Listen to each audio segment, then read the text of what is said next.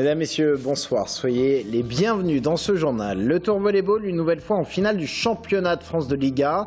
Les Tourangeaux se sont qualifiés hier soir à domicile face à Cannes. Ils rencontreront le 9 mai Paris ou Lyon qui doivent se départager demain. 5 millions d'euros pour des projets innovants. La région Centre-Val de Loire dévoile les lauréats de son deuxième appel à projet innovation. Une quarantaine d'entreprises retenues, 11 en Indre-et-Loire. Exemple dans ce journal chez Signal Contact à Notre-Dame-d'Oé. L'entreprise se développe dans le domaine du matériel urbain. Et puis demain, c'est parti pour la foire de Tours. Elle ouvre au Parc Expo. 700 exposants pour le plus grand rendez-vous de ce type en région centre. Thème cette année, fleurs et jardins d'ici et d'ailleurs.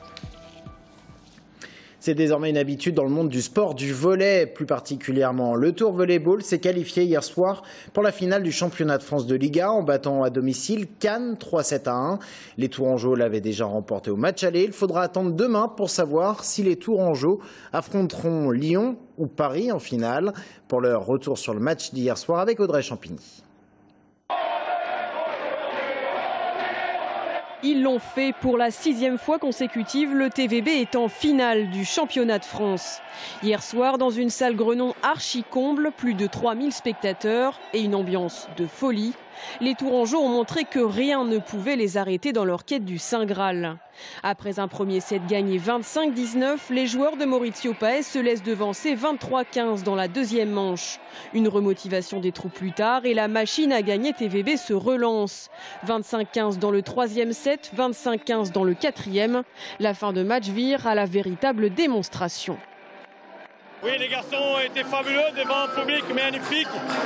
Jamais vu autant de monde à Grenon.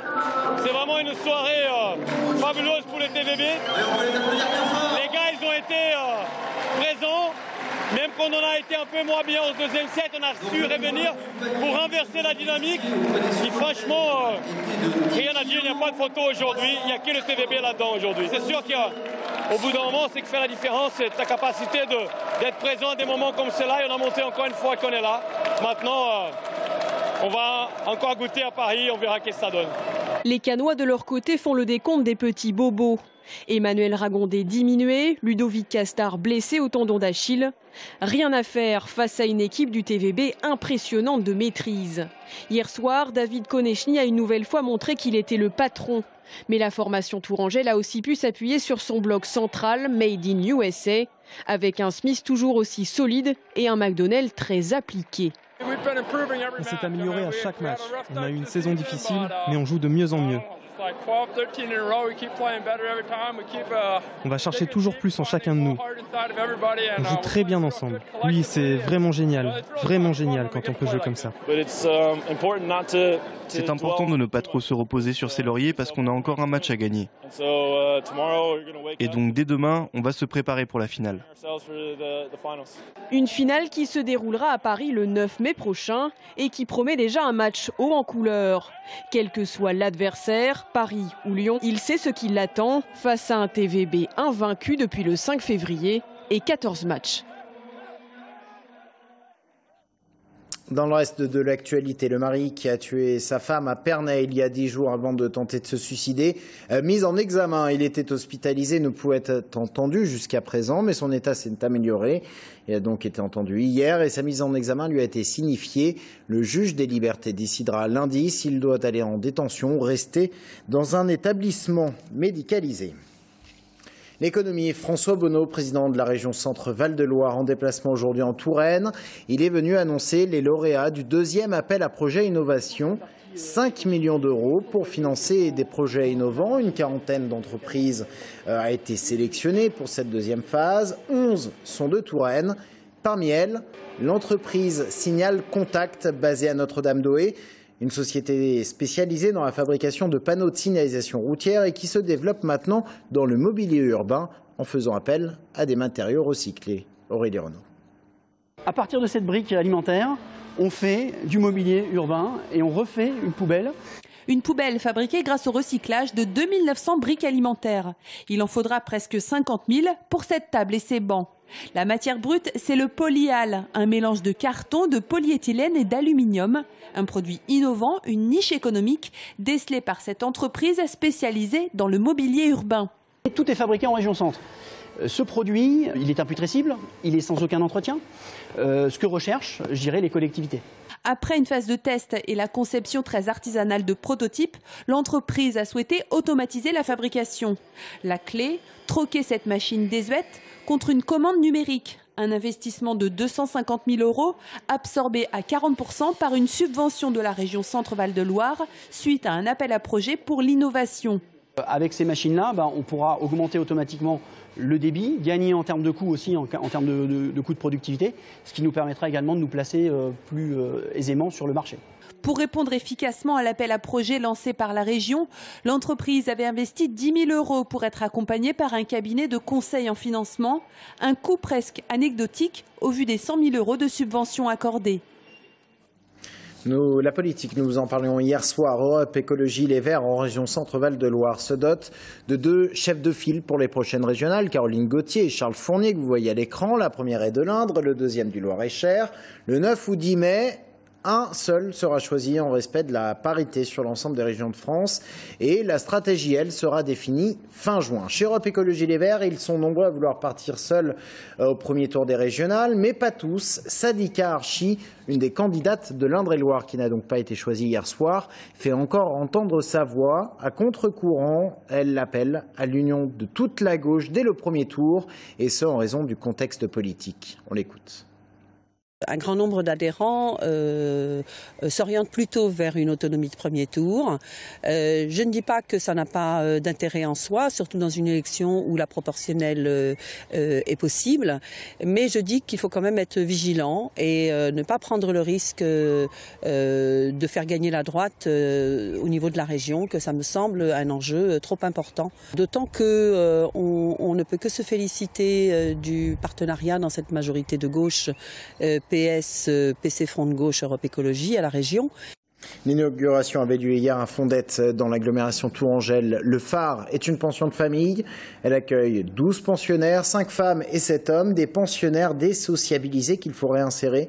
Cette pension est un premier pas pour eux, très important au regard de leur parcours difficile. Giotis Delsar. On va y aller par petits groupes. En attendant, vous avez quelques expos photos dans la cour qui vont vous permettre de mieux appréhender le fonctionnement de la pension de famille. Et les résidents vont vous faire visiter leur logement. Il y a 2 mois, Françoise a quitté son ancienne pension pour s'installer à celle du phare. Cette femme âgée de 50 ans a traversé des moments difficiles. Aujourd'hui, elle habite dans un appartement de 23 mètres carrés et elle apprend à vivre en collectivité. Nous, on prend les midis, les repas en commun. Donc ça nous fait faire un peu de cuisine, ça nous remet dans le bain. Le ménage, ça, c'était pas un problème parce que j'aime ça. Mais puis il y aura d'autres choses. On va faire un séjour à Toulon, là, dans quelques jours. Donc avec la collectivité, il y a quand même beaucoup de choses qui se mettent en place. L'entretien des espaces communs et la préparation des repas sont à la charge des 12 résidents. Des petites responsabilités qui ont pour but de consolider une autonomie. Aujourd'hui, ils passent par la pension de famille. Demain, ils pourront intégrer, entre autres, des logements sociaux. Et puis, ils sont au cœur donc aussi de la ville jardin. Ils pourront aussi s'épanouir, prendre le bus à quelques mètres, comme je le rappelais donc tout à l'heure. Voilà, d'être des citoyens à part entière. Cette pension de ce type existe déjà dans le département. Grâce à ses activités et son ambiance chaleureuse, le phare constitue un véritable tremplin pour ces personnes désociabilisées. Demain, nous serons le 1er mai. Le 1er mai est synonyme de manifestation, de revendication sociale, mais c'est aussi la vente du muguet. Le muguet qui reste une vieille tradition en France et qui, vous allez le voir, profite aux fleuristes malgré la présence en nombre de vendeurs à la sauvette. Thibaut Salic. Le muguet, ses petites cloches blanches, son odeur, mais surtout sa signification. On fait des travailleurs. Oui. Mon mari qui me fait un petit cadeau. Le porte-bonheur, le plaisir d'offrir, le printemps. Ça représente l'espoir de jours ensoleillés et quand je reçois du muguet, je suis heureuse. Si cette fleur est associée au bonheur, c'est parce qu'elle représente traditionnellement la chance. À la Renaissance, un chevalier offre un brin de muguet à Charles IX en guise de porte-bonheur. Heureux de cette petite attention, le roi répétera le geste l'année suivante à toutes les dames de la cour. Aujourd'hui, la tradition perdure et pour beaucoup, le muguet est associé à des souvenirs heureux. Une petite terrasse, un bon petit verre de chinon avec un petit morceau de saucisson ou un petit morceau d'andouillette. Nous avions un grand jardin chez mes parents et il y avait autour du 1er mai des champs de muguet. Maintenant que vous me faites parler, je ressens cette odeur. Bonjour. C'est pour offrir? Oui. Ouais. Mais pour les fleuristes, le muguet, c'est avant tout une grosse journée de travail. Dans ce magasin, près de 5000 brins ont été commandés. L'assurance d'un bon chiffre d'affaires. Ça nous fait gagner à peu près 5 à 10% de plus sur le mois par rapport à un mois classique. Et au niveau de la semaine, il faut compter à peu près, par exemple, le 1er mai représente pour nous un bon week-end, un samedi et un dimanche au complet. Une plante qui porte chance mériterait qu'on s'occupe bien d'elle.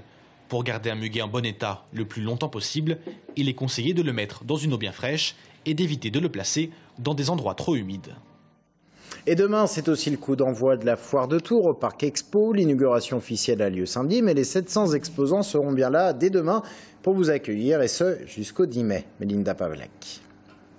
Foires et jardins indiciés d'ailleurs, thème de la foire de Tours édition 2015. Pour faire honneur à ce thème, la ville de Tours a fait preuve d'imagination.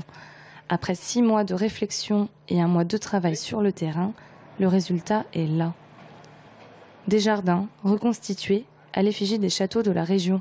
Particularité supplémentaire, le marché aux fleurs. Vous allez trouver cette année à la foire le marché aux fleurs. Vous savez qu'on a le marché aux fleurs boulevard Béranger sur la ville de Tours. On a cette année délocalisé, mais enfin il restera le marché aux fleurs sur la ville de Tours, au centre de ville.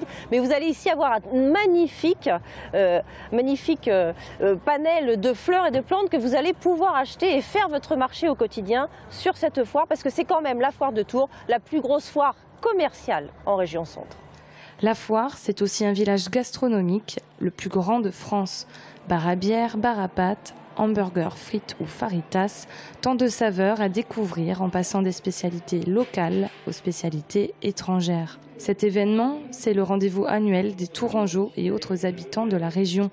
C'est le lieu où vous venez rencontrer tous les professionnels, que ce soit du bâtiment, des véhicules utilitaires, du camping-car, de la caravane, de l'aménagement de la maison. Vous allez trouver sur cette foire tout ce dont vous avez besoin tout au long de l'année et venir vous renseigner auprès de professionnels. Si jamais les 50 000 m² d'exposition et nombreuses animations ne vous suffisent pas, vous n'avez qu'à traverser la rue pour entrer dans l'univers de la fête foraine. Et c'est ainsi que s'achève cette édition. Merci de l'avoir suivi. Dans un instant, notre invité est François Bonneau, le président de la région Centre. A tout de suite.